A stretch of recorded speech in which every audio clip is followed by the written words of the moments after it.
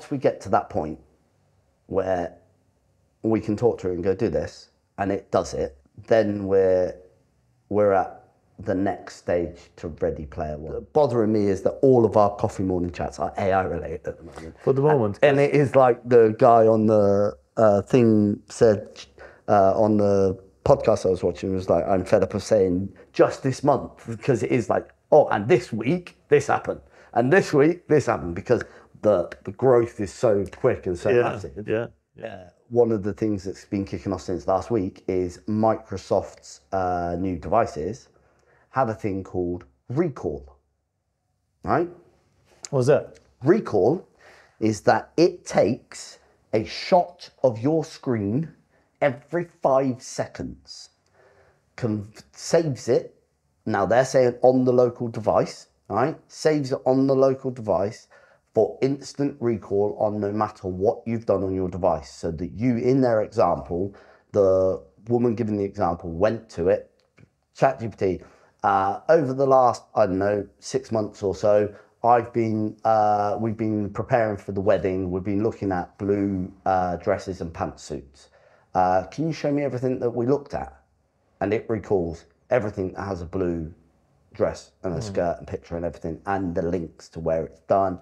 It screenshots and then turns that into a index so that you can prompt search it rather, or you can flick it and flick it through the pictures to see your screenshots. But it's garnering a lot of concern from cybersecurity standpoint, because, and this is where Microsoft came out and went, no, it's kept on your local, on your device. That's why we built the chip into your device, so that everything is processed on your device, not processed in the cloud. But that's a hell of a lot of data. So if you think you use a laptop for 6 months, right? How many screenshots every 5 seconds it's going to be taking? How much data about you, the company, and how we work? And if it's stored in an index, that can be pulled. This is the thing. So it's garnering a lot of security concerns over. Now, I don't know whether when it's released, there will be the ability to turn that option off. But yet again, I think they might have considered the ability to encrypt that at the level like you have the BitLocker. Which is what they said. It is encrypted BitLocker level encryption on the device. That's the only way around it, but still. Yeah, so Microsoft has said it's BitLocker level encryption. But the love-hate relationship, we love them because they make us money. We hate them because they cause us lots of problems, because they break, right? Or let's just take the lowest common denominator, which I know destroys lots of small businesses' lives during any given month. Microsoft updates, right? If you look at the scale of updates that are broken or break something to the scale of updates that fix something, it's probably 50-50, right? An update comes out, there was one out recently, update comes out, it was known to break VPNs. We had it a year or 2 years ago where it broke all the VPNs on something, right? And it's like, don't do the update's gonna cause this, right? So just on that scale, they break, okay? Or they don't program it correctly, or whatever that causes small businesses misery, right? We know that especially given recent security checks, we know that Microsoft's security posture as a company is not amazing. They're working on it, right? Which with AI, no company's security posture is bulletproof, because AI finds all the gaps, right? So do we trust them as consumers? Do we trust them when they turn around and go, this feature recall that takes a screenshot of your computer every 5 seconds is all based on your device and we cannot access it? Because that's like all your mobile phones and all the data we have, our lives that live on our mobile phones, right? And it doesn't matter how many times Apple turns around and says, nobody can see your data, blah, blah, blah. Oh, I've heard about the latest one with the new iOS update, 18.5 or 17.5. That brings back deleted images. Yeah, from a long time ago. Deleted, like, I haven't updated yet. I do not. Me neither, but I'm quite scared. I'm quite scared. I'm waiting till ISO 18 comes out, because hopefully they'll fix that bug in ISO 18. But that means it's never gone. So that's a But that's the thing. That's a thing to say. So you delete it from your phone. You then go to your deleted and you delete it. But it's still, that means then, so backtrack a little bit for the understanding of the consumers out there. When you delete something in IT, if you delete something from your mailbox and you delete it to your deleted, and then you go into your deleted and you delete it, it is still not technically gone for X amount of time, right? So in 365, you delete it from Outlook, goes to your deleted folder, you delete it from the deleted folder. We, as IT, can retrieve that from the 90 days, 60, 90 days. Yeah, depends on the policy, yeah. We can retrieve that. After that, it's gone, right? Gone, can't retrieve it. If images are coming back that people have deleted 10 years ago, 10 years ago, that means they're still sitting on servers somewhere for them to come back. Cloud servers, they're not sitting on your device. They're sat on Apple's cloud servers for the last 10 years. One, the amount of data that's got to be for the amount that has... Chris, do me a quick Google search and tell me how many Apple phone consumers are there in the world, please. For the amount of consumers that there are that have Apple devices and all of that data, let's just say there's 100 images per person, right? That's really low, right? There's 100 images. How many Apple devices are in the world? As of early 2024, Apple has over 2.2 billion active devices worldwide. 2.2 billion. Ask her to calculate 2.2 billion by 100. Can you calculate 2.2 billions multiplied by 100? 2.2 billion multiplied by 100 equals 220 billion. Right. Now ask her what's the average size of an image on an iPhone. The storage size of photos taken with the iPhone 14 Pro's 48 megapixel camera is significantly larger compared to those taken with a 12 megapixel sensor.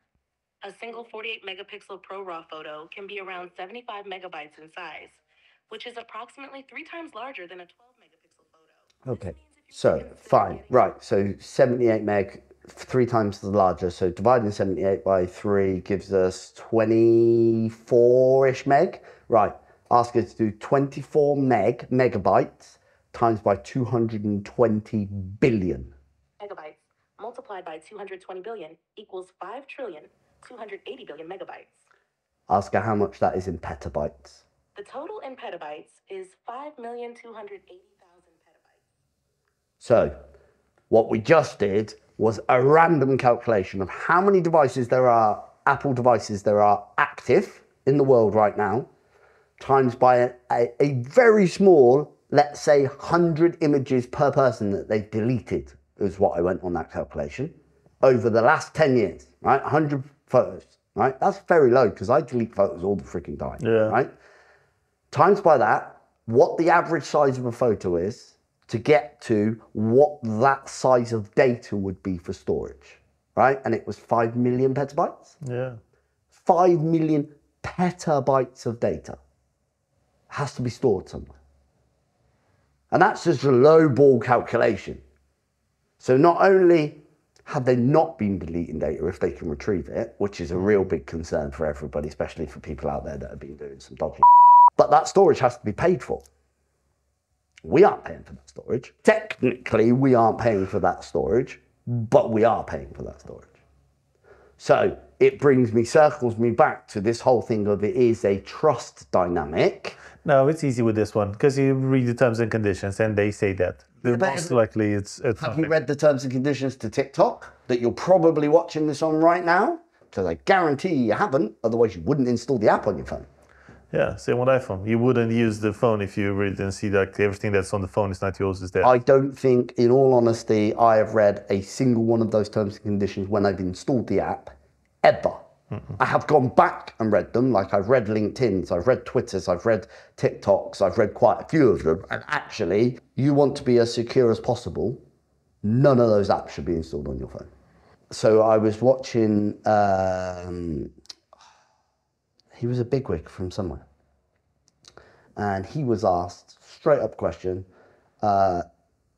is AI going to replace humans? And he went, 50% of jobs will be gone by 2026. Yeah. 26, right? They're trialing already. 50% of jobs will be gone by 2026. And he turned around and went, all countries now need a universal credit system or a universal wage system. Amazon has already warehouses that are... and they've had them for a while. Fully robotic. BMW is trialing in America to see the first humanoid robot. Yep. And so I've always said, and I've said for the last year and a half, it's not that it's going to replace you, but the human being that knows how to use it will replace you more than a human that doesn't know how to use it. And that still stands true for a fair chunk of the world and a fair chunk of stuff, because there are certain jobs AI cannot do because it requires a bit of human inflection on it. Or does it? This is an argument that is going back. The only thing that I'm thinking of that is going to be worth and see human as useful for AI and for the robots. If you think in the future, you just need somebody to be able to repair them until they learn how to repair them themselves. But now with the neural link, you implant the neural link and you know how to repair them and you communicate directly. You plug in, like you go with your car and you plug it into a tester. An OBD. An OBD. That's going to be human, plug it into a robot, see what's wrong with it. Until we design a robot that the maintenance or purpose is going to be that. Yeah.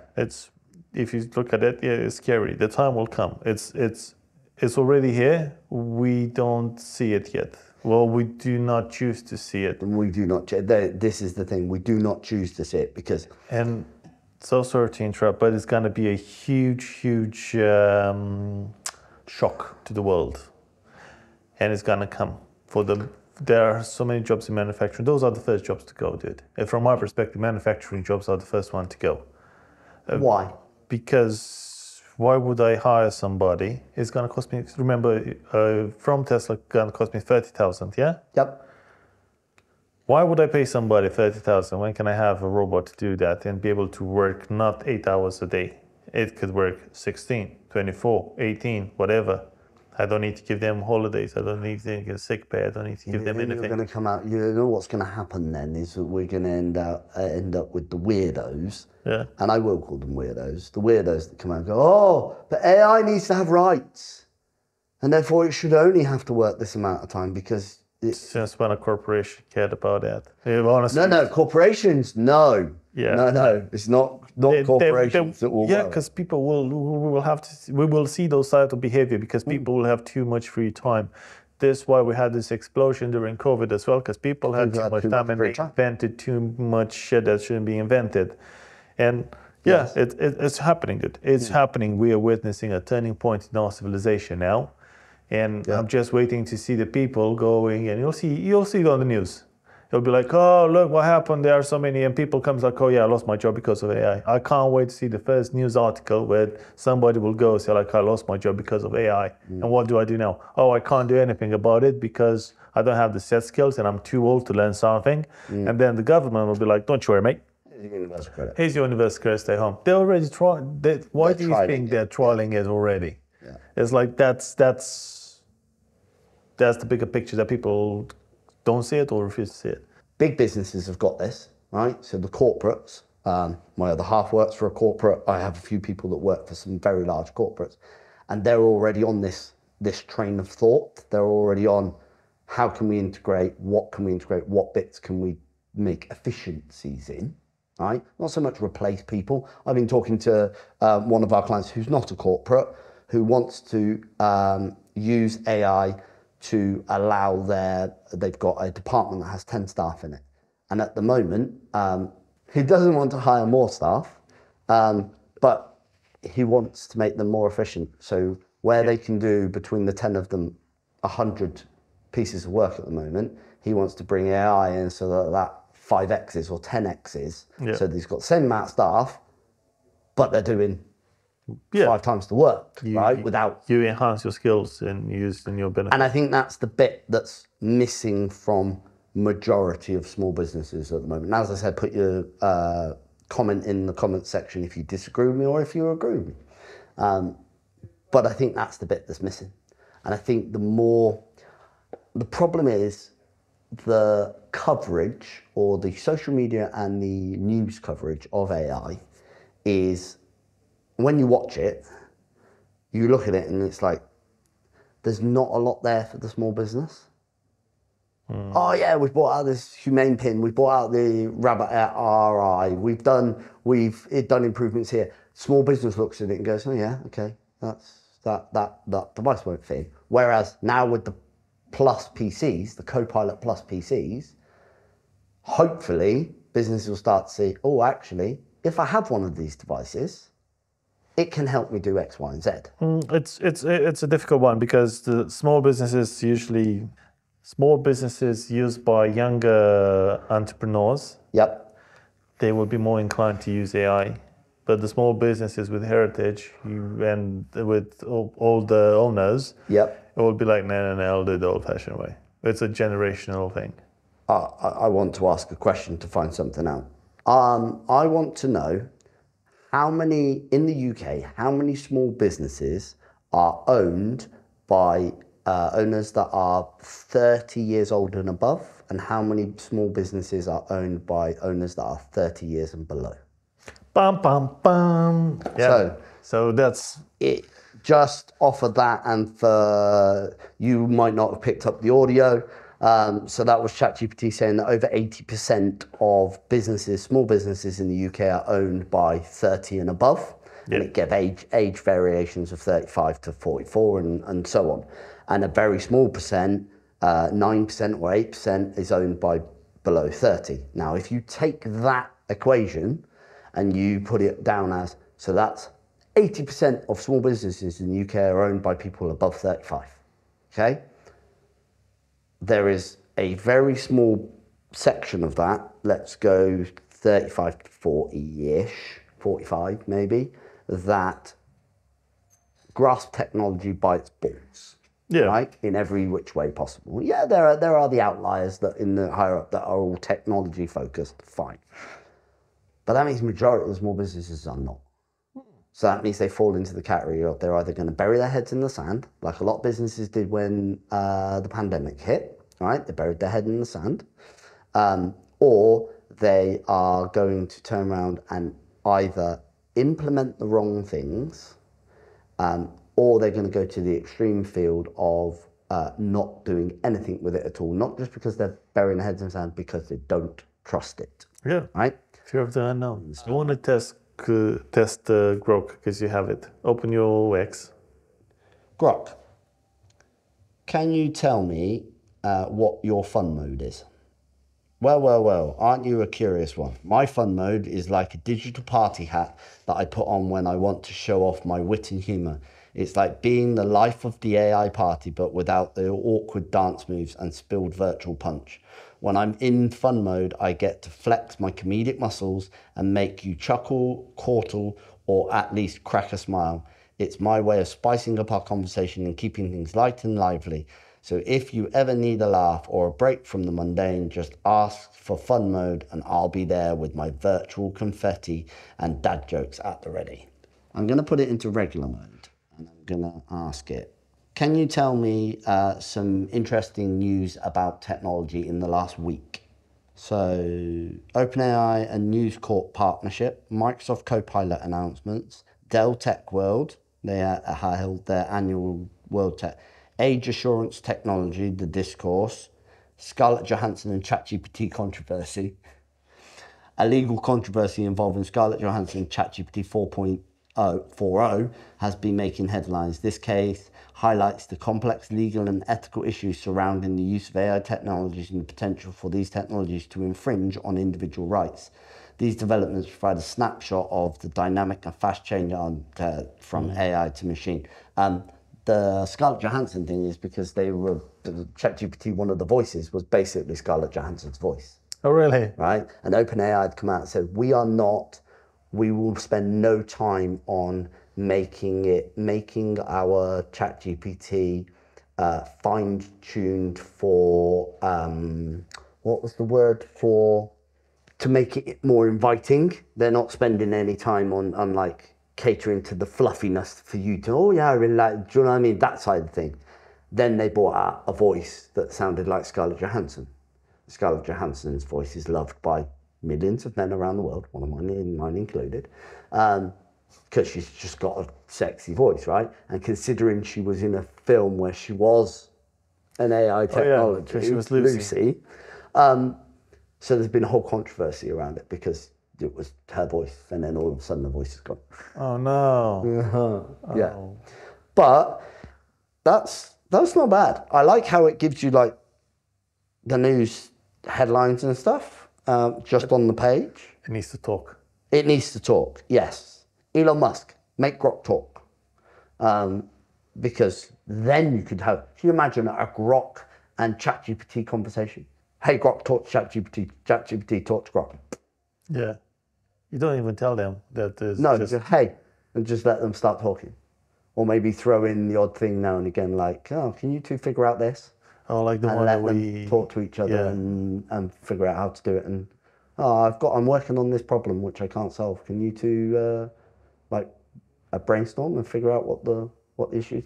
Being able to brainstorm with ChatGPT is freaking awesome. Yeah. So I spent some time at the weekend just chatting to it and just going, right, I want to brainstorm this idea. I want to dig into this, and what if we did this, and what if we did that, and the conversation back and forward. It's like I say this in the best possible way. It's better than brainstorming with another human being. Every single human being has an agenda in whatever conversation you're having, right? It can be the lightest, smallest agenda and menial agenda, but there is always an agenda in the conversation, right? Very rarely, unless you are best of buds, is there no agenda in a conversation from any side, right? But with ChatGPT, there is no agenda, apart from the agenda that I set, which is I want to know about stuff. So my conversations over the weekend took really bendy turns all over the place because I went down into freaking rabbit holes on stuff, right? As you do. But actually being able to talk, have a conversation, not type with it, not ask it questions, but actually have a backwards discourse on subjects and get enlightenment on things. And go, oh, I didn't realise. And the amount of times I went, oh, really? I didn't know that. And pinned it to go and investigate it later on because it was something that I didn't know or something I wanted to check to see if it was correct or accurate, because there is still the hallucination thing that all the AIs have. But they are getting better at not hallucinating. The new one is way better at not hallucinating than the first one was. The first one, 3.5, hallucinated like mad. But it's weird. I think that's the fundamental bit that we as small business owners, and I'll throw myself into the mix on that, are missing, is that aggregation of AI into the business. Yeah. One of the projects that we will be doing over the next 3 months is what parts of our business can have automation put in that includes AI. Yeah. So it's not AI doing it, but it's an automation process put into place where it includes AI as one of the factors inside the automation to improve efficiency or improve workload. Because if we've got certain jobs that we do continuously over and over again, then the first step is how much of that can we automate? Okay. And we throw AI into the mix to give it that extra element rather than just take this, put this, the automation. Because I think that's one of the things that is going to blow up. It will. It will. And I think that's small businesses need to get on board. Listen to me, small businesses, you must get on board with AI.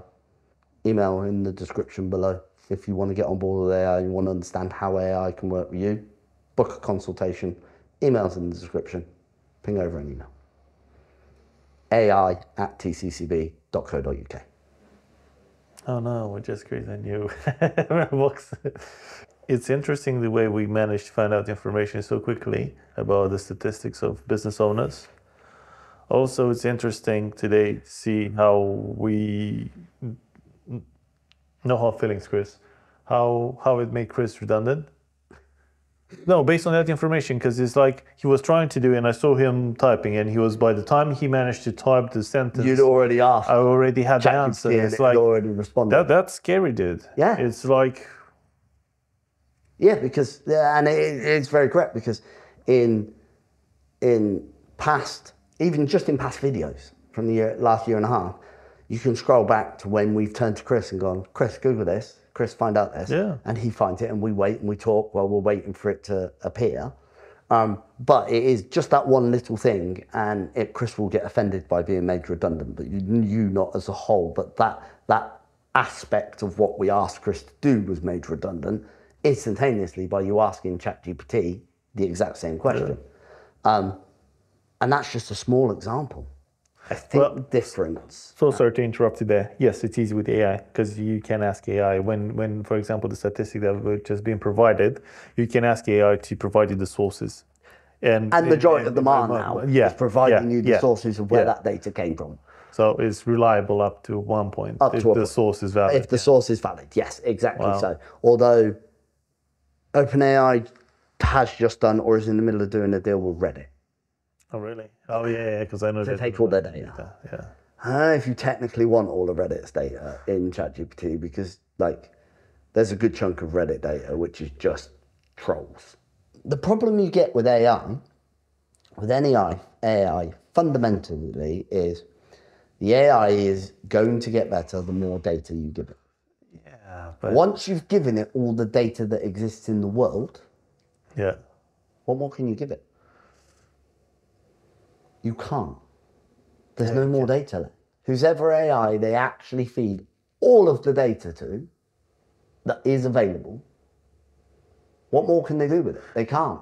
Yeah. They can't. It then has to create its own data. But what's it creating its own data? How is it going to create its own data? And who's going to validate that that data is correct? No, you don't, because then you start developing new information based on the information that you have, and that's what happened with the thing that it done at 10x on the amino acid and the protein. So it's going to develop and develop and develop based on all the knowledge, and then you have the old history in the books is going to get scanned, and you get more information and more information. Yeah. And on that note, we hope you enjoyed the coffee morning. Do hit like, hit subscribe. Hit that bell so that you can be notified when we put out more videos. We aim to do as many coffee mornings as possible, and we apologize if it's too much AI for you, but we're trying to make AI more consumable for you in the way that we're talking about it, so you can see how you can put it into effect for you guys. Enjoy what comes over the next 12 months.